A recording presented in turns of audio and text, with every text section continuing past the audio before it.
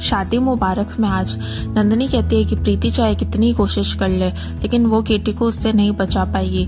जिस तरीके से रवि ने आत्महत्या कर ली थी उसी तरीके से केटी भी आत्महत्या कर लेगा। वहाँ पे अर्जुन केटी को कन्फ्रंट करता है और कहता है कि वो क्यों नहीं चाहता कि वो अपने माता और पिता दोनों के साथ रहे।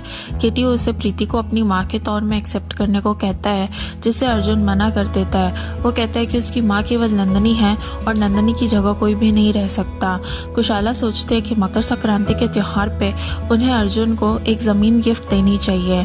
स्नेहा कहती है कि वो नील के बारे में कभी ऐसा क्यों नहीं सोचते।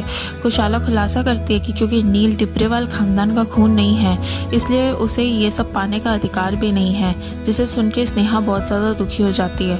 उसी समय नंदिनी वहाँ आती है। नंदिनी कहती है कि उसने फ़ोटोग्राफ्स देखी थी और फोटोग्राफ्स में उसने देखा कि केटी और शिवराज किसी तरीके की पूजा परफॉर्म कर रहे हैं। वो कहते हैं कि केटी और अर्जुन इस तरीके की पूजा क्यों नहीं कर रहे। कुशाला कहती है कि वो इस बारे में बिल्कुल भूल गई थी लेकिन अब नंदिनी ने उसे याद दिला दिया है तो वो ज़रूर ये पूजा करेगी। वो केटी को और प्रीति को इसके बारे में इन्फॉर्म करती है। प्रीति सोचती है कि ज़रूर ये नंदिनी की कोई अगली चाल ही होगी, जबकि नंदिनी सोचती है कि पूजा के अंदर वो ऐसा तमाशा खड़ा करेगी जिसके कारण से केटी आत्महत्या करने की कोशिश करेगा। प्रीति रेस्टलेस फील करती है, वो रोने लग जाती है। केटी उसे कंसोल करता है।